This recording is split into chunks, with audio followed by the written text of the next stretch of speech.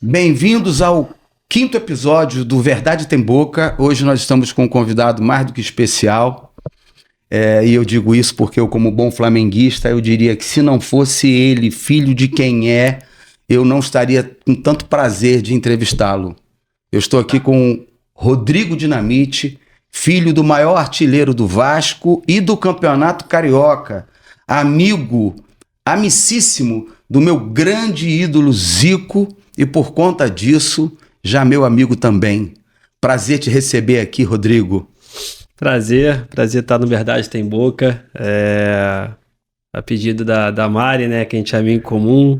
Ela passou pro Davi, passou para você também, então Sim. É um prazer estar aqui conversando com vocês. Como você falou, né, eu acho que essa parte de ídolo, como você falou, você é flamenguista, mas você entende também que o Roberto foi um cara que transcende essa parte de Vasco. Sim, sempre da Gama, transcendeu. Entendeu? E assim como o Zico também, pra mim, eu chamo ele de tio. Que prazer, hein? Que prazer, né, cara? Oi, tio, tudo bem? Como é que você tá? Então, acho que transcende isso, né? Essa parte do clube, os dois, por representarem muito bem, hein? O Vasco, meu pai, o Flamengo, o Zico. O esporte em geral, né? O esporte. Por isso que eles transcenderam de torcidas. E aí o respeito e também, foram né? admirados pelo esporte em geral. O respeito que ambos tinham pela instituição e pelo próximo também. Eles são muito parecidos dessa forma de tratar o próximo, então acho que as pessoas entenderam que eles representam... E qual era a mensagem que eles estavam passando, né? Com certeza, nunca precisaram falar mal um do outro, né, pra botar 150 mil no Maracanã. Pra se promoverem. Não é da minha época, né? Naquela época não fazia isso. Não, naquela época, hoje em dia, qualquer coisinha já vira... Vira quase um UFC, né? Tem que saber aquela promover, tem que saber promover o duelo. Que isso, às vezes, passa do campo. Já vai para outras esferas que não são assim tão legais. Não são tão legais, que não era o objetivo inicial, né? Da torcida verdadeira. E até às vezes eu evito de levar minha filha no colégio, já leva a filha toda hora no colégio. De levar nos estádios por questão de briga, de torcida. Por questão de insegurança. E aí, infelizmente, hoje, a gente não vive no Rio de, a gente vive no Rio de Janeiro, vive uma insegurança enorme. E quando se fala de futebol, fala de clássico, um Vasco e Flamengo, a gente está falando aqui de Zico, de Roberto.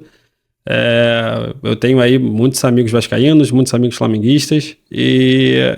Você deve até ter mais amigos flamenguistas, não? Cara, mas olha só, a quantidade não é qualidade não, cara. A qualidade tá ali, ó, bem contada. Eu respeito teu pai, respeito a história, mas mas a torcida do Flamengo é maior, isso daí eu nunca discuti não, mas aí eu bato na tecla, não é porque é maior que é melhor, entendeu? Então assim... Mas nesse caso tá? Não. Mas eu deixo, às vezes, levar a Valentina por já saber que pode acontecer, de uma briga, de uma confusão, e eu acho que também isso estraga o espetáculo. Não que no passado não tinha, mas acho que hoje... Hoje é mais aflorado, a gente tem mais acesso. Com as redes sociais, eles marcam, né, assim, até ponto de encontro para brigar. Então, infelizmente, acho que isso estraga um pouco o espetáculo. Tinha briga, tinha confusão, mas não era assim, não. Não. Eu acho que agora o crime está organizado. Eu aeu acho que tinham coisas mais isoladas. E hoje se encontrava não marcado. Hoje é guerra combinada. Hoje é guerra combinada. Eu tive agora num evento lá em São Januário da torcida do Vasco. Pessoas que fundaram, né, a torcida do Vasco. Então os caras falavam que, pô, naquela época, como você falou, esbarrava, brigava e acontecia. Beleza. Daquela coisa de não gostar agora mesmo. Agora você vai pro jogo. Hoje em dia é marcado. Já combinado de... É marcado. A gente sabe que trem é Flamengo, a torcida do Vasco não pega. Não tem como. Os caras vêm desde Madureira, vêm descendo e o vascaíno... A gente já passou um sufoco desse e nós éramos a torcida do Flamengo. Pois é. A torcida do Flamengo saindo do trem esmagou a gente na grade, não era isso? É porque a gente tava muito trânsito ali no Maracanã, a gente parou, subiu a escadaria do metrô. O taxista, eu fui de táxi. Do outro lado. Eu fui de táxi, o táxi falou, pra você não ter que dar a volta toda, você só sobe aqui e atravessa a estação por dentro e desce do outro lado. Atravessa a estação. Quando eu tô atravessando tranquilo, o trem chega. Para. Quando o trem chega, meu irmão, aí já acabou. Mas os caras não querem saber. Não. Olha, uma criança sendo empurrada, tava eu, ele, mais um O Bernardo. Bernardo tava com a E gente. vocês eram assim. A gente tinha, sei lá, 15 anos, 16 anos. Pré-adolescente. Os caras A não querem responsabilidade era saber. minha de segurar eles lá. Sim. Fácil Eu já passei por uns perrengues, mas assim, eu tive a sorte do meu pai estar do lado, né? A galera olhar ali, tipo assim, calma aí. Calma aí, Então, eu acho que com o Zico também, com grandes ídolos, acho que a galera meio que para e, calma aí. É o cara ali, vamos... existe um respeito pro muito outro lado grande, ali, né? entendeu? Eu já passei. E com o torcedor do Flamengo também, de meu pai querer cortar caminho, entrar na rua, os caras estão vindo. Eu falei, cara, é agora. Obrigado, pai. Bom te conhecer. Os caras vêm com um pedaço de madeira, de tudo. Os caras Mas quando via que era teu pai, não, pai, o cara é o Roberto. Aí os caras passavam assim. Então, assim, é o que eu tô falando, é respeito, entendeu? O que eu acho que hoje, se você pega um jogador. É porque não tem mais tantos Robertos Tantos e Zicos. Zicos. Então eles são marrentos mesmo e a torcida não tem essa separação mas isso que eu tô falando. Acho da que camisa pra eu acho pessoa. então, porque hoje também tem essa questão de você mudar do clube, né? Você tá num clube, você recebe Você uma vai pra proposta, outro. ganhando o dobro e não tem essa... Aquela paixão não Aquela existe paixão, mais. Não, né? e se sair comemorando que foi pro outro, a torcida você que pode- perdeu ele odeia ele pro resto da vida. Você pode pegar um exemplo do Vasco, o Cano. Pois é. A torcida do Vasco não suporta o Não Cano, suporta cara. o Cano, que ele saiu, foi pro Quem Fluminense. saiu do Vasco é o Fluminense. E Aí um exemplo. o primeiro jogo que ele jogou contra o Vasco no Engenhão, eu tava. Assim. Ele deu azar de fazer um gol. Que aí tá lascado. Não, mas ele faz gol em qualquer. Faz gol em tudo, é impressionante, Aí cara. ele sai. Ele dá azar, faz gol. Ele tava indo pro lado do Fluminense, ele voltou, foi pra torcida do Vasco e comemorando. Aí, filho. Aí não dá, né? Eu acho, mas eu acho que é o futebol, cara. Ele pode comemorar, ele pode provocar, ele pode falar, ele pode fazer assim. Acho que é o futebol. Só que a torcida, infelizmente, não quer. Não quer saber muito disso, né? Por que ele fez isso? Pô, o cara tava aqui, o cara agora tá comemorando contra a gente. Teu pai, na verdade, basicamente jogou não só no Vasco, mas 99% ou 95%. 97, pode falar 95% da vida dele no Vasco, né? Foram 20 anos de Vasco. 20 a 21 anos dentro do Vasco ali. E parece que mais um ano que jogou com Barcelona. Na década em Barcelona 80 e ele foi pro Portuguesa. Barcelona. E em 89, quando o Vasco foi campeão brasileiro, ele foi pra Portuguesa. Que até a galera fala, ele tem 190 gols na brasileira, mas a galera tira os 8 da Portuguesa. Então são 198 na brasileira, entendeu? Então... O que já tava difícil de bater, ficou mais difícil ainda. mas um que pode chegar é o teu jogador aí que você gosta. Com predestinado. E também, vamos concordar, é mesmo. Não, ele é muito bom, mas... Não chegou aos pés, né? Mas agora não tá jogando, né? Pois Essa é. questão aí dele, enfim. Pois é. Mas é um cara que pode chegar, se manter essa média que ele tava jogando ano retrasado, ano passado, tem tudo pra chegar. E eu espero que não, né? Eu espero que ele fique lá atrás, mas como eu tava falando, meu pai jogou 95% da vida dele no Vasco. Desde criança, saiu de Caxias, foi pro Vasco e viveu a vida toda. Foi em Barcelona, foi o primeiro jogador, um dos primeiros brasileiros aí em Barcelona. Não era tão valorizado como hoje em dia, né? A questão financeira. Sim. Não existiam Você esses salários hoje... milionários, não era assim. Eles tiveram eu não sei qual foi a página que fez uma pesquisa, né? Fazendo uma relação do jogador, quanto ele ganharia hoje em relação a salário, em relação a números. Tá? Tô falando de números. Trazendo pra realidade de hoje. Quem eles eram, representavam na época. Aí fizeram do Zico, fizeram do meu pai, fizeram Rivelino, fizeram uma galera pesada, né? Aí meu pai tava vivo ainda, aí botaram lá, acho que o salário era acho que 3 milhões e alguma coisa, né? Por mês. Aí Teu pai lamentou ter nascido na época errada. Rodrigo, meu filho, eu só queria jogar um ano. Eu não ia fazer mais nada na minha vida. Eu falei, porra. Então assim... antigamente mudou, né? O mundo vai mudando constantemente e ele falou, cara, só queria jogar um ano na minha vida. Não fazia mais nada. Então, ele foi um dos primeiros aí em Barcelona, em 80. Ele foi o Rifé que levou ele, foi um técnico. Só que meu pai chegando lá, o técnico mudaram, o Barcelona trocou e o cara que entrou novo não gostava de estrangeiro, era um cara meio fechadão, estilo europeu. E aí meu pai falou, cara, eu quero jogar, não quero ficar aqui no banco. Nunca fiquei no banco, não vou ficar no banco aqui no Barcelona, com respeito a Barcelona, mas eu quero jogar. E aí, tem a história do Flamengo, né? Que vocês queriam ele, teve essa história, porque primeiro foi feita uma consulta ao Vasco. Quem não queria na época, né? O Vasco não quis. O Vasco falou que não iria contar com o Roberto, até em relação ao lado financeiro. E aí, após esse desinteresse do Vasco, o Flamengo foi que nem bicho, né? Pô, imagina, um Zico jogar com o Roberto com o Zico. Não, imagina a histórico. dupla. Sendo que eles jogando junto, eles nunca perderam. Assim, desde qualquer jogo, você pode botar qualquer jogo dos dois, eles nunca perderam. Uma história curiosa, não sabia. Nunca perdendo jogando junto. Na seleção, nunca perdendo. Foi na seleção, porque era Vasco e Flamengo, mas na seleção jogando, nunca perdendo. E o Flamengo foi atrás, já levou um pré-contrato pro meu pai assinar. Meu pai gostou, se interessou, porque ele queria jogar e ele sabia que no Flamengo ele ia jogar. Com respeito ao Nunes, com respeito a qualquer... Sim, não, claro. Ele iria jogar. E aí, com esse interesse do Flamengo, o Vasco, calma aí. Voltou atrás. Ele não vai, pro Flamengo não vai. Ele não pode ir pro maior rival. Não vai. E aí, na época, a maioria das pessoas falam que foi o Eurico, né, que foi atrás. Que lá no aeroporto, né? Logo quando ele chegou. Não foi o Eurico? Porque essa história é célebre. Então... Inclusive, ele levou a fama mas de ter sido o cara, dizer o Eurico é o Eurico mesmo. Mas é aquela coisa do cara levar a fama e... Nem sempre deitou na cama. Praticamente quase sempre nunca deitou na cama, né? Então, assim... E qual foi a história verdadeira? O Vasco se interessou através dos dirigentes na época. Eu não vou lembrar quem era o presidente agora. Mas a pessoa que, de fato, bancou essa negociação, cara, do dinheiro, ele vai vir pra cá. Foi o seu Olavo Monteiro de Carvalho, que foi presidente e dono tinha o nome da construtora. Oswaldo Monteiro Aranha. Era um cara milionário. Vascaíno, nato. E era um empresário já muito forte da época, assim, já tinha um patrimônio enorme. Então ele foi um dos caras que falou, olha só, ele não vai pro Flamengo. E a qualquer custo eu vou bancar essa transação dele pro Vasco. Quanto é que é? E aí, o cara que, só dá um pequeno corte aqui. O cara tinha 5% da Volkswagen no mundo. O cara não ia parar o que tava fazendo pra... Eu vou ali rapidinho. Não, o cara resolve aí. E um dos caras que tava ali no Vasco de frente era o Eurico. Então foi a mão do Olavo, o Eurico foi, aquele jeito dele de...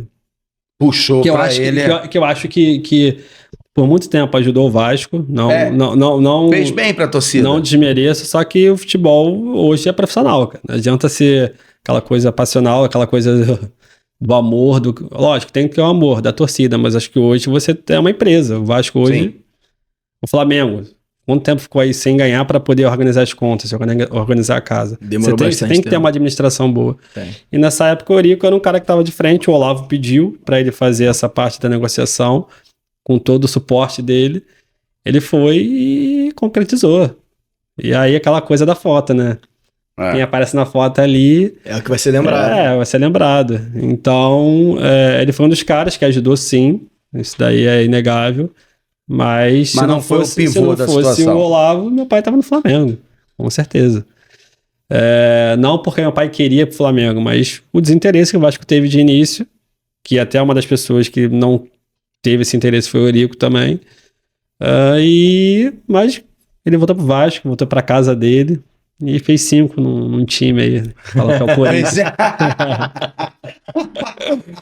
Só 5. Fez 5 num time aí. Pois é. 5 no Se Corinthians. fez, eu não me lembro. Eu com vocês, eu não me lembro. Fez 5 no Corinthians, de Sócrates, de Caçapava, dessa galera também muito boa de nome. E aí a vida seguiu, ele continuou no Vasco durante anos e anos e se sentia em casa ali, né? Já estava ali acostumado com o dia a dia, com os funcionários. Então ele voltou, acho que, para o lugar que ele queria, para a vida dele, né? Onde ele saiu, onde foi revelado. E ele sempre foi muito grato ao Vasco, com o maior respeito ao Flamengo, com o maior respeito a qualquer clube que teve esse interesse nele. Eu acho que esse carinho dele pelo Vasco, até nos últimos dias de vida dele, ele, ao invés de se preocupar com a saúde dele, ele preocupava, vou ter que fazer jogo do Vasco. Até que tava... Não. Então, assim, é uma coisa que ele era dele, partia dele, entendeu? Então, Infelizmente, ele não tá mais aqui, mas eu sei que teve até uma homenagem para ele agora que ele completaria 70 anos. Ele deve ter ficado muito feliz de onde ele... O Vasco venceu, abriu uma exceção em homenagem. Né? Olha, cara. Não, mas eu sei que, assim, eu fiquei preocupado com o jogo, né? O Vasco jogou contra o Grêmio, eu falei, cara, se não vencer, a homenagem vai ser toda cagada, o nego vai falar pra cacete, já vai começar burburinho. Nós ganhou. Um jogo polêmico, certo, né? A galera fala que teve alguns lances aí. Alguns lances. Cara, mas a gente tá acostumado. Mas faz parte também. Você falou. Mas faz parte... Podia ser o outro reclamando também. Faz parte até um certo ponto, né? Em final não pode acontecer, né? Ou pode. Ou pode. Ou pode acontecer também. 2014. Alguma tá coisa ali. Aqui, o gol iludido, a bola que entra um pouco mais, um pouco menos. Se foi, eu não me lembro. A bola que entrou uns 80 centímetros, né? Cara, teve um goleiro do Flamengo até que foi demitido depois disso. Foi o Felipe. O Felipe falou que ganhar roubada é mais gostoso. Entrevista pós-jogo, ele mete ganhar roubada é mais gostoso. Mas isso é normal. Mas é desnecessário esse comentário desse menino. Vamos combinar? Mas é normal, cara. Não, pra vocês é normal, entendeu? Por isso que eu nem entro nesse mérito, não. Pra vocês é normal. Não entra nessa pilha, não. Mudar de assunto, Davi. Vamos falar de outra coisa. Vamos falar de Flamengo, não, que eles estão pegando no pé. Mas você também tentou carreira de jogador de futebol. Tentei, cara. Tentei desde moleque. Você jogou em que clubes? Eu comecei no Fluminense, lá em Xerém. Ia pra Xerém todo dia, até ficar inviável ir pra Xerém. Porque eu moro na Barra, saí da Barra pra ir pra Xerém, saí daqui 5 e pouca da manhã pra estar lá às 6h30, 6h20. Tomar café, treinar, voltar pra Barra, estudar. Então chegou um período que ficou inviável. Eu fiquei 1 ano no Fluminense. Morei lá na concentração uma época. Chegou a morar? Cheguei a morar lá em Xerém. E depois do Fluminense eu fui pro Vasco em 2008, final de 2008. E aí, 2008, 2009, 2010, 2011, 2012, me profissionalizei pelo Vasco, assinei contrato com o Vasco. Fiz amigos, fiz pessoas ali que... Muitos eu não falo mais hoje em dia, mas tem pessoas que a gente troca mensagem, que eu visito, que eu converso até hoje. Porque, querendo ou não, foi onde eu me tornei homem. Tem um ser humano que o Vasco me proporcionou isso. E eu agradeço muito ao clube, desde a parte do futebol até psicólogo. Não, e é bem legal, bem maduro reconhecer isso. Porque eu acho que muitos clubes estão tendo essa oportunidade hoje. O Vasco foi o primeiro clube a ter um colégio dentro do estádio. Então, proporcionou também, não só a mim, mas as pessoas que não tinham condição também de um estudo, de um ensino, que além de jogar bola, 90% aí não vira jogador, que a gente sabe disso. Então, você tem que ter uma base, tem que ter um estudo. Principalmente com o estigma de filho de um grande craque. Isso daí... Eu estava conversando com o Davi antes de você chegar, não me lembro de um. Filho do Zico tentou jogar bola. Eu tenho os exemplos. Você tem? Tenho. Você deve ter buscado isso. Não, até pra... eu convivi, eu tenho, a gente se fala... Mas que o filho jogou... Que joga muito. Joga muito, que conquistou espaço igual o pai? Joga em Champions League, joga em... Mas não aqui do Brasil, sim? Eu não conheço, que história é essa? Então, mas qual foi a sacada? Isso eu conversei muito com meu pai depois. Que depois que a gente passa, né, depois que acontece, não adianta, a gente não vai voltar atrás. Mas eu falava, cara, que ideia. O Mazinho, que jogou com meu pai no Vasco, o Thiago e o Rafa. Excelentes jogadores. Então, verdade. O Rafa não jogava, o Rafa agarrava. Ele era goleiro? Ele não fui pelado, a gente ia viajar pra, sei lá, uma viagem que a gente fez algumas vezes, Clube Média. E vamos jogar pelada lá, que tinha um campo lá. Ele de Angra? Sim. Vou agarrar. Ele não jogava, ele não gostava de ficar na linha. Não? O Thiago sempre foi aquele absurdo. O Thiago sempre foi... Ele é um gênio. Só que o que o Mazinho fez, e eu acho que ele entendeu que tem essa cobrança aqui no Brasil, essa comparação, que é inevitável, que eu acho que vai acontecer com qualquer filho de jogador, só que é uma comparação meio esdrúxula, né? Meio não tem nexo, porque assim... Covarde, inclusive. Meu pai era centroavante, eu nem era centroavante, eu jogava em outra posição. Então assim, já começa por aí.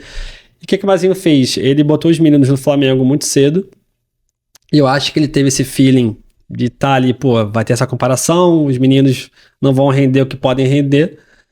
E o Mazinho, como já tinha jogado fora do Brasil, levou os meninos para o Barcelona. Desde, acho que com 12 para 13 anos, os meninos foram para a Espanha. Por isso que o Thiago joga até hoje pela seleção espanhola. Então, assim, desde novo, os meninos tiveram aí um exemplo, essa cultura, essa educação europeia de estar em outro país, não ter tanta essa comparação. Que eu acho que até o torcedor lá é mais frio do que aqui, né? Não tem essa... Com certeza. Não tem talvez essa coisa mesmo que eles fossem de lá, não sofreriam essa comparação. Porque são diferentes, sim. É mais frio. E aí os meninos... Não tô falando que foi por isso, mas eu acho que tem sim um percentual. E mais frio não quer dizer negativo, não. Mais frio quer dizer racional. Que é irracional essa comparação. Você mesmo falou, um cara joga de centroavante, o outro é meia. Por que você está comparando um com o outro? E outra coisa, a minha intenção do filho não é ser melhor do que o pai, ele nem está fazendo aquilo como referência nenhuma, enfim. Mas é complicado, porque eu tive jogos, aí era assim, o Rodrigo jogou bem, ok, é obrigação dele. O Rodrigo jogou normal, ele tem que melhorar. O Rodrigo foi mal no jogo... como você às vezes não está bem no dia de trabalho na empresa, como você vai dar uma aula, um professor não está num dia legal. Sim. O médico às vezes vai operar e não... Acontece de você não estar num dia legal. O Rodrigo está ali porque o Roberto era o presidente, porque o Roberto era um cara que estava ali segurando... Covardia. Então, assim... eu comecei a entender, a buscar não ligar tanto para isso, porque... cara, eu falo que futebol, lógico, tem a parte física, tem a parte tática, tem a técnica, mas acho que 50% a 60% é muito tua cabeça. Se você tiver uma cabeça ali de focar, de não deixar, às vezes quando você vai pro profissional, você assina um contrato, você tá ganhando 5, você passa a ganhar 30, 40, 50, se o moleque não tem uma cabeça, sim, que a grande maioria passa a ganhar 30, 40, compra um carro. Não, pior que quando começa a ganhar 200, é a primeira 300. coisa que faz. Aí também se enrola. Então, assim, e aí faz um contrato de 3 anos. O cara acha que 3 anos é muita coisa. Sim. 3 anos passa assim. E se o cara não joga... que 15 anos de carreira, ainda que tenha 15, seja um tempo suficiente para depois você ter dinheiro e não ter que trabalhar mais. Então, assim, eu fiquei muito nessa minha cabeça. Cara, eu não posso ficar pensando nisso. Eu tenho que fazer o meu aqui. Só que é complicado, porque mesmo você jogando bem, o meu pai, ele era um cara que não chegava e falava, olha só, tem que botar o Rodrigo. O Rodrigo tem que jogar. Pelo contrário, ele não opinava, ele não chegava para Rodrigo Caetano, para quem fosse. Ó, tu vai jogar se tu merecer, meu irmão. Tu tem que jogar. Falava para mim, ó, vai treinar. Só que no futebol tem a questão do empresário, né? Então, assim, o meu pai meio que tomava conta, ele não queria botar ninguém nos bastidores como empresário, porque ele achava que tinha essa visão dele estar ali, mesmo não opinando, mesmo não pedindo, mas da galera respeitar. E tinham meninos ali com empresários que, como eu fiz um ano de 2011, eu lembro que fiz um ano muito bom no Vasco, eu tava disputando artilharia junto com um menino nos juniores. E aí o Vasco foi jogar algum jogo e botou o reserva junto com a galera da base para jogar. Eu falei, cara, eu vou pro jogo, né? Tipo assim, tô bem e tal. E aí eles botaram um outro menino, que era do empresário lá, que era um cara forte dentro do clube, que tinha ligação com o diretor. Eu falei, cara, e aí tu começa a desanimar, tu começa a falar, cara, eu não preciso estar passando isso daqui. Assim, por mais que... Perde até o tesão da coisa, sabe? De falar, cara... E aí eu não queria estar o balde em respeito do meu pai, em respeito do clube. E eu falei, me empresta, na boa, porque eu não vou ficar mais aqui não. E eu achei que eu sendo emprestado seria uma coisa diferente. Eu vou respirar novos ares, vou ver outra coisa. Só que tu chega no lugar também é a mesma coisa. É a mesma coisa. Você chega no lugar, tem um empresário e quer botar os jogadores pra rodar, botar pra vender, e aí você pega o time, tem 11 jogadores, 6, 7 são do cara, entendeu? Exato. Ele pega ali, bota ali pra o cara jogar, fazer um material pra vender. Aí ele dá uma ajuda pro clube, o clube deve alguma coisa pra ele. Isso. Então, assim, cara, é uma coisa meio baixa, sabe? E chegou um ponto da minha vida e falei, cara, eu não preciso disso, sabe? Eu tive minha filha, e aí um período que eu saí do Vasco, eu fui para outro estado, e aí fica longe de tudo. Você fica morando sozinho, você fica sem minha família. Aí às vezes a filha vai lá e quando vai... Tem que valer muito a pena, né? E não era, e eu falo também pelo lado financeiro. Tem que valer muito a pena. Você sai de um Vasco. Pelo lado financeiro mesmo. Você sai de um Vasco, vai para um clube menor. O teu contrato, às vezes o clube não quer pagar porque não tem uma verba para poder pagar. Aí o Vasco também não quer pagar o valor integral. Então, assim, ficou uma coisa que eu falei, cara, não precisa. Por mais que seja... Eu vivi minha vida disso. Com quantos anos que tomou essa decisão? Foi em 2018, se eu não me engano. Tem 4, 6 anos. 6 anos, mais ou menos. Eu tinha 25, 24 anos. 25 para 26. Tava novo, tava bem, tava treinando, tava pra jogar, tava no Nordeste. Falei, cara, não quero mais isso. Sabe quando tu senta assim... Cansa. Eu e Deus, só cansei, cara, não quero mais. E eu vendo amigos meus na mesma situação que eu, que não precisam disso, e os caras, cara, tem certeza? Eu falei, cara, tenho. Faça isso também, não é vergonha não, cara. Não é vergonha você parar de jogar, você abdicar do que tu sonhou. Você vai ficar aí até quando? Você vai ganhar... Lógico, é dinheiro, você vai ganhar... Só que no futebol a gente tá falando numa esfera... Não, futebol. Tem que ser muito dinheiro porque é muito curto. Tá, mas o que eu tô falando? Aí eu falava pros meninos, né, que tem... Não por ser filho, mas assim, por ter uma situação boa, eu falava, cara, vai ficar ganhando 3, 5, 10? Até quando?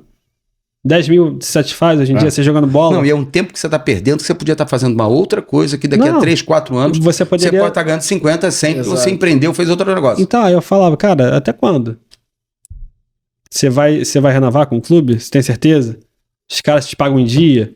Também ainda tem isso. Não te pagar em dia. Ainda tem isso. Eu conheço histórias os menores de que além de ser 3 mil, 5 mil, ainda não recebe. E eu falei, cara... Sai, tem que correr atrás de 15, 20 mil lá atrasado. Eu não preciso disso, entendeu? Então, assim, eu conversei com meu pai ficou chateado pra caramba na época. Eu falei, pai, vou parar, vou tentar seguir minha vida. Não sei o que eu vou fazer, mas, cara, eu tenho meu dinheiro aqui, minha reservinha, vou tocar... Vou aproveitar um pouco agora a minha filha, vou dar uma curtida. E nesse tempo eu vou pensar no que fazer. Então, assim, foi difícil, cara, porque ninguém esperava, não. Muito difícil. Já teve filhos de ídolos também, de jogadores que pararam, mas por conta de lesão, por conta de romper cruzado, de não voltar. Mas eu tava bem. Eu poderia estar jogando até hoje, mas não... É aquela coisa, eu não queria mais, sabe? Eu ia treinar, já ia treinar desanimado, já ia pro treino com vontade, pô, não acabou não ainda. Sabe? Aí não dá. E aí ia viajar, às vezes concentrar com o time, ficava no quarto, aí almoço, aquele desânimo, voltava pro quarto, ia pro estádio. A torcida ali, mas legal a torcida. Não te cativava mais, né? Sabe? Não fazia mais sentido. Tu entrava ali às vezes no jogo, fazia o seu papel ali, mas não tinha aquela coisa aquele frio na barriga, sabe? De você chegar e jogar. Então, assim, eu resolvi parar e hoje, após a morte do meu pai, eu tô frequentando mais os estádios, né? Tô viajando para outros lugares, para outros estados. Ontem eu fui lá em São Januário, anteontem. Fui em São Januário e conversei até com o menino lá no vestiário, que eu fui no vestiário após o jogo, o Vasco ganhou. Teve uma estreia de um menino do JP, e menino moleque, 17, 18 anos, pô, começando ali, e eles viram a homenagem que teve pro meu pai, e obviamente eles sabem quem eu sou, lógico, através do meu pai. Aí eu falei com ele, falei, pô, parabéns e tal. Aí ele, pô, cara, fiquei muito nervoso hoje. Eu falei, cara, é isso, cara, entendeu? É isso. Que era o nervosismo que você tinha lá no início. Que ainda tava com tesão no negócio. Essa coisa de você estar ali, sabe, nervoso, porra, será? Eu vou entrar o estádio, todo mundo gritando ali. E eu tinha isso quando moleque. Pô, minha primeira preliminar em São Januário, porra, fiquei cagado, meu irmão. Porra, eu entrei no segundo tempo, a torcida tava acho que tava 1-1, a torcida já começa a chegar, né, para ver o jogo de profissional. A torcida, vamos ganhar, Vasco. Eu falei, cara. Aí, caraca. Eu falei, meu irmão. Já arrepia até, meu irmão. E aparece, né? Sai falando de tal, entra falando de tal. Aí eu falei, puta, aí eu entrando em campo ali, aparece, não, entra Rodrigo Dinamite. Eu falei, puta, os caras já. Aí você. E o Dinamite ainda vem com aquele peso da torcida, né? Você na tua cabeça, cara, os caras já viram que eu vou entrar, né? Então ali. E já viram que sou eu. Então tem isso, cara. Mas eu soube assimilar sim, acho que muito bem durante a minha passagem. Só que chegou, como eu falei, chegou um período que eu falei, cara, eu não preciso mais engolir sapo. Eu vou tocar minha vida, meu pai não vai gostar, mas ele vai me entender e seguir, entendeu? A vida segue. Eu acho que o Vasco tá na minha vida até hoje, de outra forma, mas o que eu vivi durante quase 11 anos de vida ali dentro do clube como funcionário do Vasco vai ficar marcado para mim com muito carinho, com muito respeito ao clube. Você começou também, que eu tô sabendo, um movimento de podcast já tem 1 ano ou mais? Eu comecei ano passado, Já é podcast? Já é podcast. Eu ia botar alguma coisa relacionada a Dinamite, sei lá, mas eu acho que ia ficar muito... Eu acho que ficou legal. Não, é uma coisa solta, sabe? É uma gíria nossa, fechar, né? Demais. É uma gíria que a gente tem aqui no Rio. Qual é? Já. Valeu. É isso aí. Então, é uma gíria que a gente tem. E eu falei, cara, vou botar o como poderia colocar outros. Mas assim, eu conversei até com um rapaz na época. Eu falei, cara, bota um e bota uma exclamação com uma Dinamite. Pronto. Pra falar que não tem Dinamite, bota uma Dinamite ali no fundo. Boa ideia. E aí, comecei a fazer o podcast sem intuito de monetizar ou fazer dinheiro com o podcast, e começar a ter a imagem ali vinculada ao YouTube, a fazer um produto legal. E aí eu falei, cara, por que não chamar essas pessoas que meu pai, né? Não, e o teu card principal ali e eu até cabuloso. Eu até falei com o pessoal de um outro podcast que é grande pra caramba, que normalmente quando você começa um podcast, você começa com muito... tu tem o gás ali, mas as pessoas que não têm, às vezes, o contato de A, B ou C, você convida você convida outro, e aí você, às vezes, consegue um convidado maior através dessa pessoa que você convidou, que conhece, alguém viu e já gostou e consegue fazer esse convite. Só que o meu caso foi a questão dos contatos do meu pai. Eu falei, cara, por que não? Sabe? Eu vou convidar essas pessoas que meu pai conviveu, sim, treinou, jogou, trabalhou, são amigos, a gente se fala normal até hoje em dia. E aí eu falei, cara, mas tem que começar com um cara, eu sei que vocês não gostam, é um rival de vocês, mas é um cara que esteve no velório do meu pai, a gente conversou bastante lá. A gente conversou semana passada também sobre uma live que ele fez, falando de Vasco. E quando meu pai encerrou, eles jogaram juntos, o último título do Vasco. E ele fala que meu pai representou muito como homem para ele, né? Lógico, como jogador também, como um exemplo de jogador, mas como homem, que meu pai era um cara que ele não falava muito. Assim, ele brincava, mas não era um cara de falar, de colocar, expressar de certa forma com palavras. E você pode perguntar a o Zico, a qualquer pessoa, meu pai era muito do olhar. Do olhar você já entendeu o que ele falava, sabe? Eu morro de inveja desse olhar, porque eu sou tagarela, eu sou falante, eu me exponho mesmo. Eu tinha um avô que o meu avô me olhava, eu já sabia que era pra eu calar a boca e ir embora, então, sumir. E meu pai... E o olhar dele, só eu sabia que era feio. Se todo mundo olhasse pra ele, ninguém percebia não, tá? É um olhar mesmo, não é uma cara feia. Cara feia, você muda a cara toda. É diferente. É um olhar. Você parece sabe, que um brilho no olho que ele te olha. Você sabe que quando... Olhou no fundo, ele...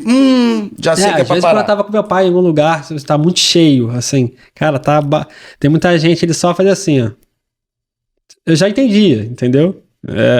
E é essa coisa que ele passava. E o primeiro convidado lá no canal foi o Edmundo. E pelo carinho que ele teve com meu pai, entendeu? interesse ou querer aparecer, cara, isso daí Não, nós acompanhamos isso daí, no velório, isso daí é de cada pessoa, se a pessoa... Mas eu acho que ele ficou muito emocionado com essa perda do meu pai, porque quando meu pai, ele chegou no Vasco, meu pai estava ali num processo de encerramento de carreira, né?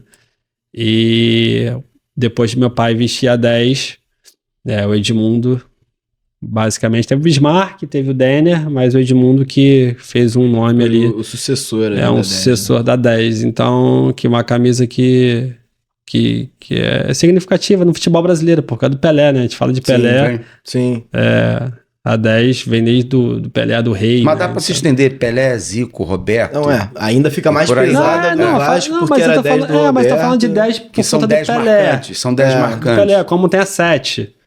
Aí eu vou falar de Garrincha, jogou com a 7. Sim. O Túlio jogou com a 7. Como eu falo da 11, que... O Romário jogou com a 11. Então, assim, o Romário jogou com a 11. E eu acho que são camisas que representam jogadores que cada número tem a sua representatividade. Né? Mas então, assim, deixa eu criar uma pequena polêmica aqui. O Romário é nosso, não é deles. Calma. Não é nosso? Eu não sabia. Não é nosso o Romário? Eu acho que o Romário é nosso, é do Flamengo e é do Vasco. Depois de ser melhor do mundo, ele escolheu o Mengão. Ele tem. Eu tenho essa camisa. Tem um carinho das duas torcidas. Eu tenho um argumento melhor. Tu tem um argumento melhor? Então use. Vai lá, dinamita.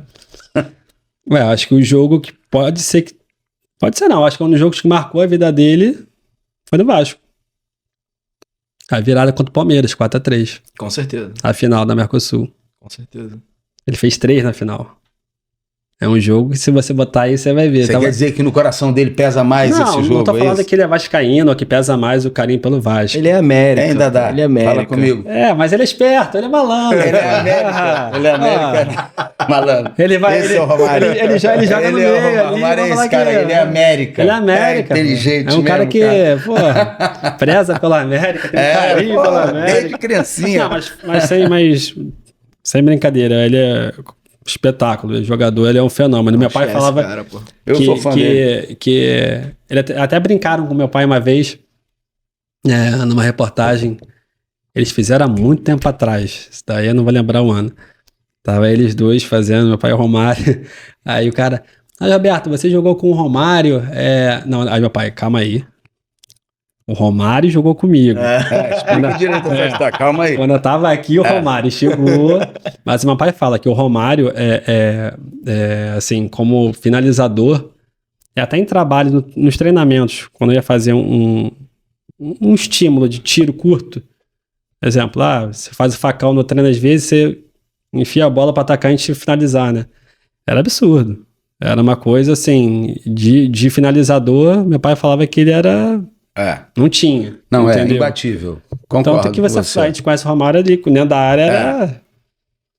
Vira e mexe, fenômeno. Não posso falar não, tá? Vira e mexe, quando alguém perde, eu falo assim, se fosse um Romário ali na área, não perdia esse gol, mas nem aqui, nem na China. A gente sabia. Mas é uma coisa que já tá na ponta da língua. A gente sabia que... Mas aquele cara com goleiro... Não tem essa. Não tinha como. Não tem essa. Tinha um cara mais frio do que ele pra resolver a situação. Não tem essa de chutar pra fora, chutar no goleiro. Eram dois caras que pra mim eram frios cara a cara, ele e o Ronaldo. Ele e o Ronaldo fenômeno. O Ronaldo também, você pega os dois. E é um fenômeno, né? É um fenômeno e o Romário também, cara. Sim. Você pega os dois na cara ali, não vai perder. Você vê a entrevista do Ronaldo falando, eu adorava quando eu ficava 1 contra 1 com o goleiro, pô, é o movimento mais fácil do futebol ali pra mim. O goleiro...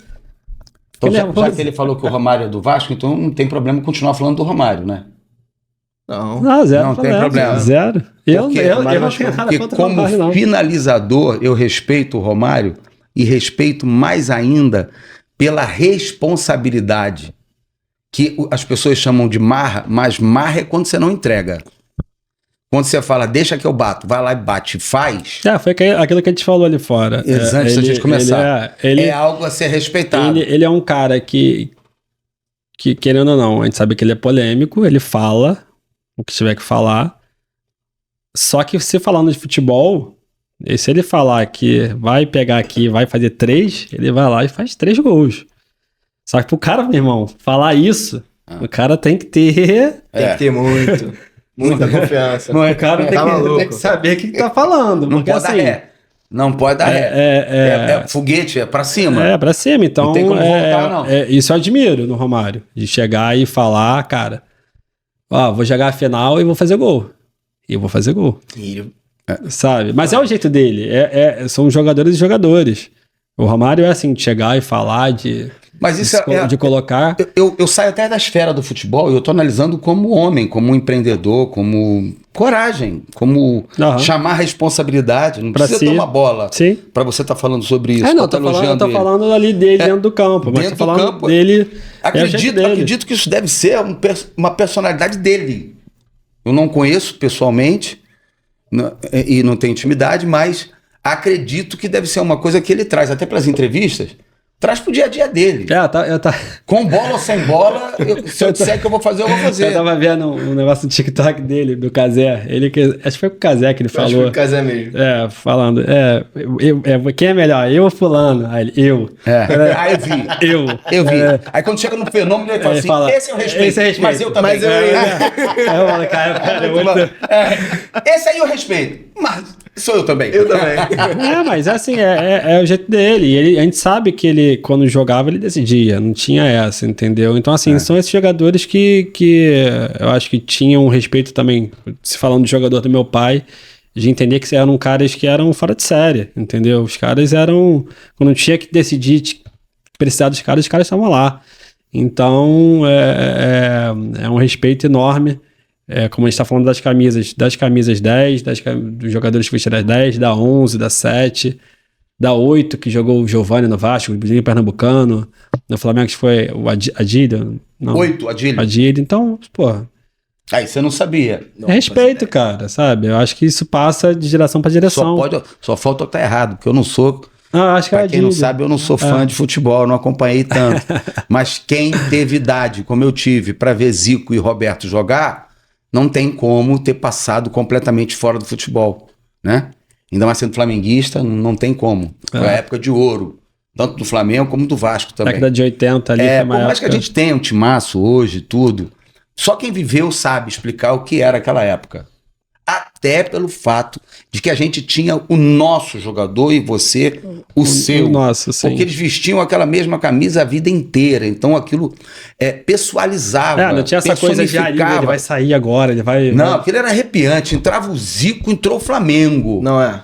E tinha aquela coisa hoje também entra o Romário e a gente está despedindo. Entrou pelo Vasco ou entrou pelo Flamengo? O que não tem nenhum problema, porque é para o lado que as coisas foram, porque tinham que ir mesmo. Mas havia esse romantismo do personagem ser seu. Sim. É o meu Zico e o teu Roberto. E tinha aquela coisa, não tem mais o meu tinha aquela Romário, coisa também do Maracanã, que mudou, né? Reformou. A coisa do túnel, né? Que o Flamengo entrava pela esquerda, o Vasco entrava pela direita. Eu peguei um pouquinho essa época ainda e eles não entravam juntos, né? Normalmente entravam um de cada vez. E tinha as festas na arquibancada. Entrava primeiro do Flamengo, a torcida. Aí daqui a pouco o Vasco começava a subir o túnel ali. Então eu acho que o futebol perdeu um pouco disso. Eu acho que, lógico, tem essa questão agora do regulamento, de entrar as duas equipes juntas, daquela coisa do hino.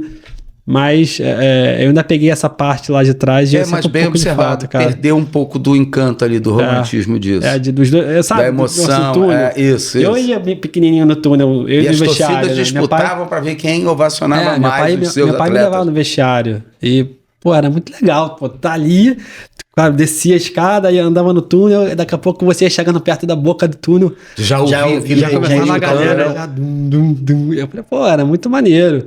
Tanto que São Paulo é torcida única. Entendeu? Eu acho... Eu não gosto, tá? Eu não gosto. Que merda. Eu tenho amigos... Tem quem goste, isso é uma obrigação, uma obrigatoriedade para proteção. Eu tenho amigos que você vê até homenageando eles, palmeirenses, que vocês amam os palmeirenses. Eu tenho amigos palmeirenses que não... odeiam, cara. Vai pro jogo, Palmeiras e Corinthians. Cara, é ruim, né? É só Palmeiras. Aí vai pro outro, não pode ir. É ruim.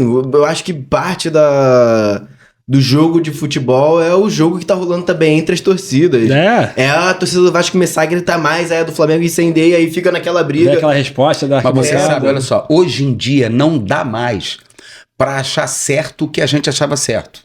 Por exemplo, o VAR. O VAR é super sem graça, cara. É muito. Era muito legal você discordar do juiz. Aí eu vou te jogar uma pergunta, beleza? Aí ele vai agora perseguir a gente. Não vou perseguir. Não vou, que a gente que roubou. Olha só. Então, mas aí mas é a questão. Não teve Quando VAR, você apanha... você não pode provar. Tinha VAR? Calma. Quando você apanha... Você não esquece. Pô, eu nunca esqueci. Quando eu apanhei, eu nunca esqueci.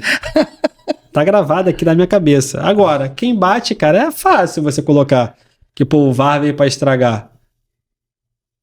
Fica sem graça. Cara, não. Mas eu acho que fica sem graça você trabalhar o ano todo. Você, pô, e aí no último jogo... Aí no último jogo, por um erro de arbitragem. Bizarro. Só porque a bola entrou um pouquinho a mais. Só porque entrou um pouquinho a mais. Mas isso aí não foi nem na final. Isso daí foi nos pontos mesmo. Na final foi que tava impedido.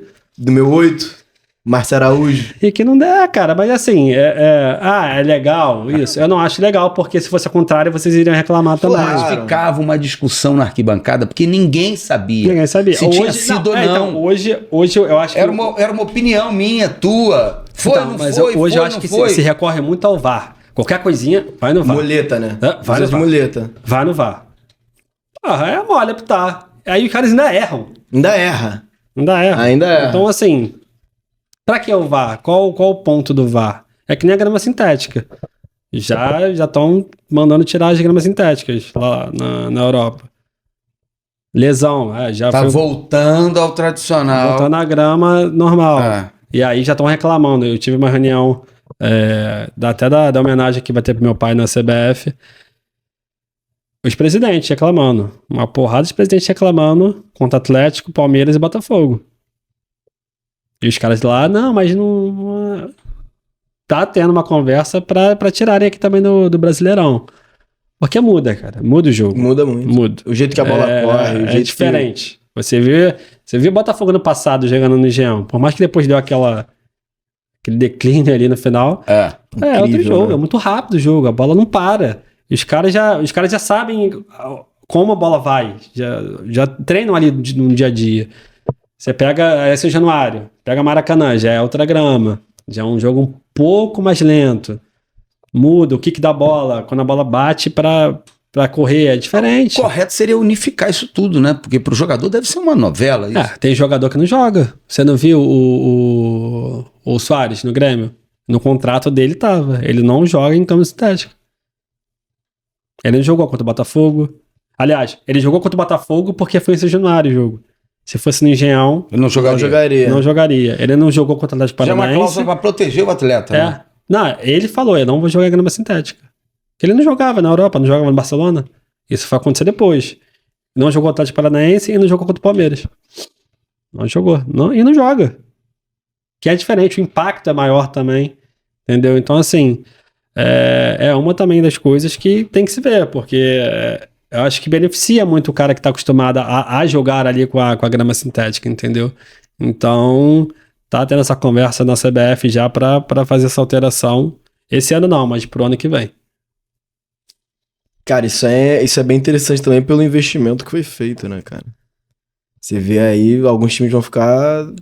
mas você pega o Palmeiras e a Leila, né, junto com a Crefisa, que tem um puta capital. Aí o Botafogo, o John Textor. John Textor, que também tem um rio de dinheiro. E essas declarações do John Textor, cara? Contra o Palmeiras? Pode falar disso? Alegando sobre... Eu soube disso, a Leila já respondeu, falou que já entrou com processo, né, e vai...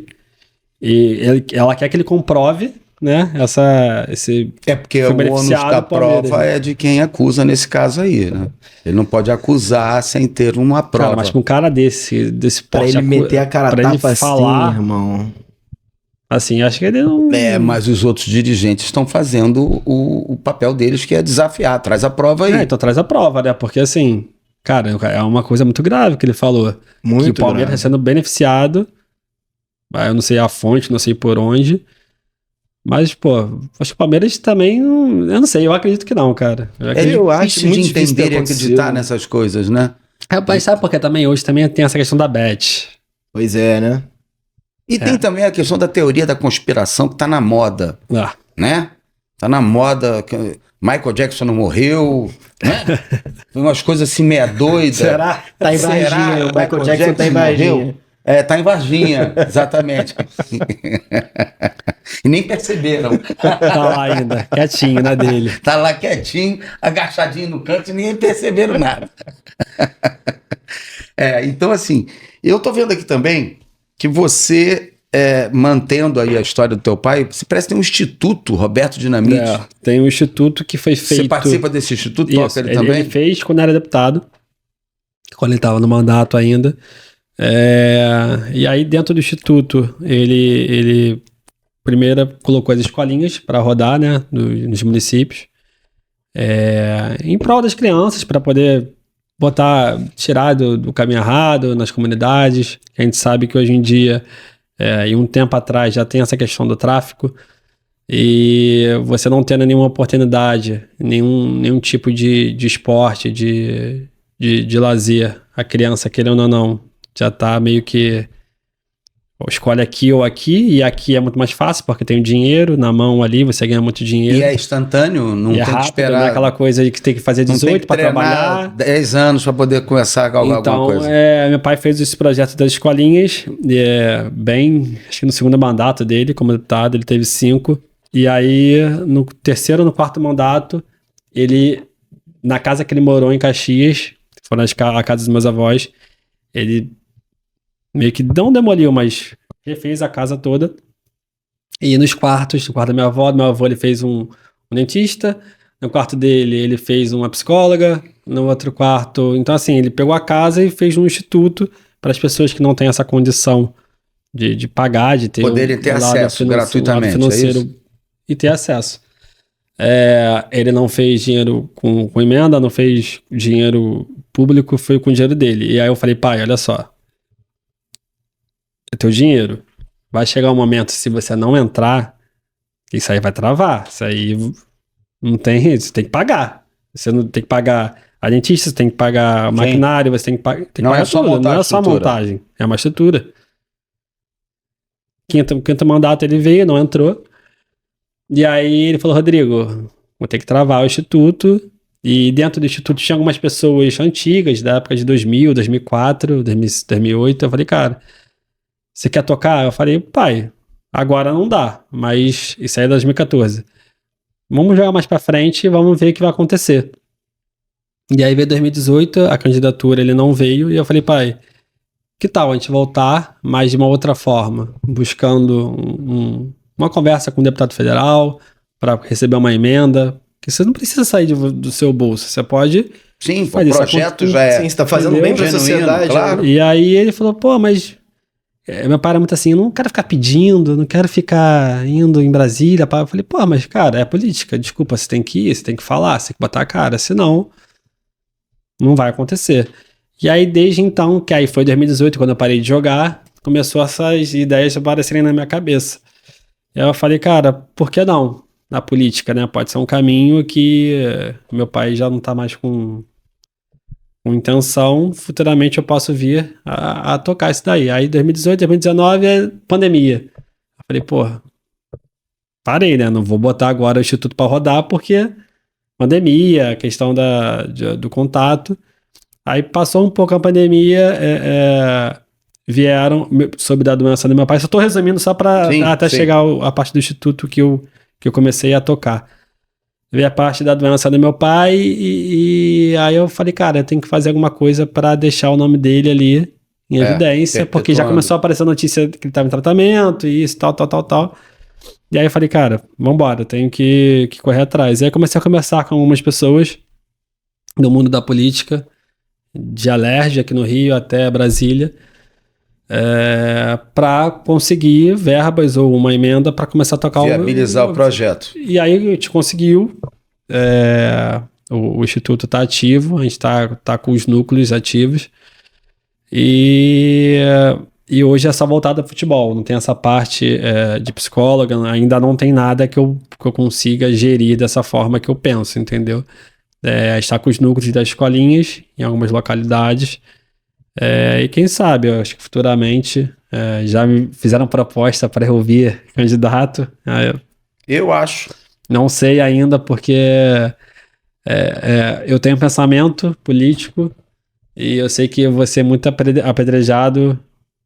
Assim, hoje em dia, qualquer posicionamento que você pessoas toma, falando, não, mas assim, eu tô num período da minha vida que eu ainda tô meio respirando essa parte do meu pai ainda, do que aconteceu, entendeu? E ainda tá tendo muitas homenagens, muitos lugares que eu vou por convite, mas penso sim, futuramente entrar nesse ramo político que eu acho que pode não só na parte do esporte, mas na parte da inclusão das pessoas especiais, que meu pai desde o segundo mandato dele, ele no Hospital do Câncer fez uma ala no Gafré, ele reformou uma ala toda, ele fez leis para as pessoas com deficiência visual. Então, assim, meu pai era muito dessa parte também, porque na nossa família também tem pessoas, e ele nunca... Era dele, ele nunca expôs, nunca quis colocar. Virava lei, as pessoas olhavam, mas nunca... E também não tinha isso daqui naquela época, né? Sim. De chegar e pá, vou botar. Acho que hoje isso é um canhão isso daqui para as pessoas conhecerem o que você está fazendo. E pretendo sim, em breve, estar nesse mundo aí para quem sabe eu poder também me solidificar na política e também ajudar as pessoas. Você tem meu apoio, meu amigo. Você tem meu apoio e meu voto, porque apoio só não resolve, né? Oh. Mas às vezes o apoio é melhor que o voto. Apoio e voto. Apoio e voto. Rodrigo, tem alguma coisa que nós esquecemos de comentar que você gostaria de colocar? Não. Você falou do meu pai, falou de Vasco, falou de política. Tem uma perguntinha aqui para o fechamento, que seria, para fechar, acabamos de passar por uma semana do aniversário do seu pai. Qual a mensagem que você gostaria de deixar para a torcida do Vasco em homenagem a ele?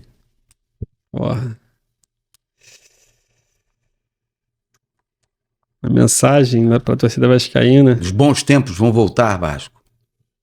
Sei. Não, vai voltar. Independente de mim, cara, do meu apoio, do meu... Não, mas falando sério. É porque... Qual a importância do Vasco na vida do teu pai, por exemplo? Não, eu tô falando... Você falou essa pergunta que você fez. É que é muito superficial que as pessoas veem, entendeu? O processo ali dentro é desgastante, cara. Hoje é uma SAF, mas é uma SAF que não tá tão alinhada com o associativo. E tem muito ponto que não se liga ainda ali. As pessoas... eu não tô defendendo o lado A nem o lado B, não, sabe? Eu quero que... Eu estive com eles agora lá no escritório da 777 e teve pessoal lá, falei, cara, porra, para com essa porra, cara. Sabe? A torcida aí fica aí louca. Pô, chega final de ano. É uma loucura, porque é aquele jogo, o Vasco não cai, cai, não cai, ganha aqui, perde ali. Cara, até quando isso, sabe? Sim.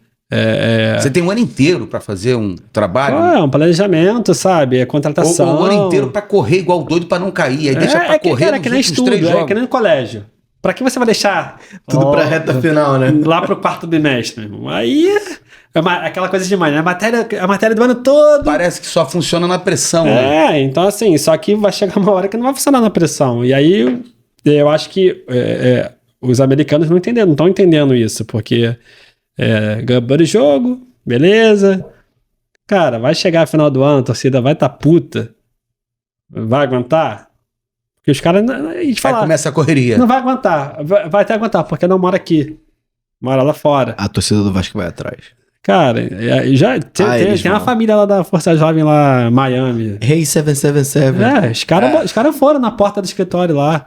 Então, assim, cara, eu espero que melhore, eu espero que o Vasco volte aos tempos que merece, porque como vocês estão vivendo agora aí, 19, 20, 21, 22, não ganharam nada no ano passado e 24 agora estão buscando.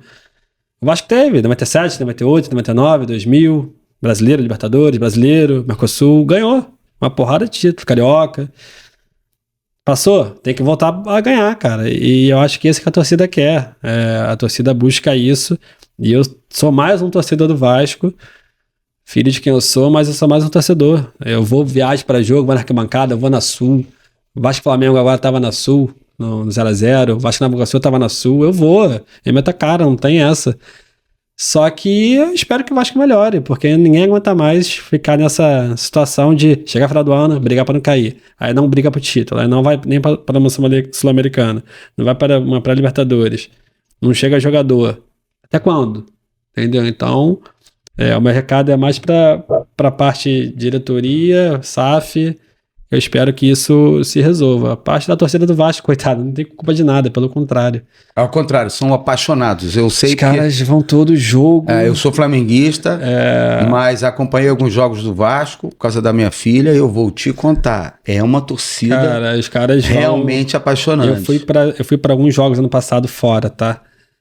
São Januário e apaixonada, por isso apaixonante. Eu fui em todos. São Januário, mando nosso, eu fui em todos. E fora eu fui a alguns. Cara, assim, é bizarro. É bizarro. Eu sei que tem torcidas maiores, torcidas que vão, mas, cara, a torcida do Vasco... Não, é barulhenta. É carne de pescoço, cara. Os caras vão, fazem barulho. Tá do lado. Tá do lado. É verdade. E é por isso que eu acho que o clube tem que ver um pouco mais pra eles, entendeu? Pra torcida, que tá sempre ali do lado, cara. Até...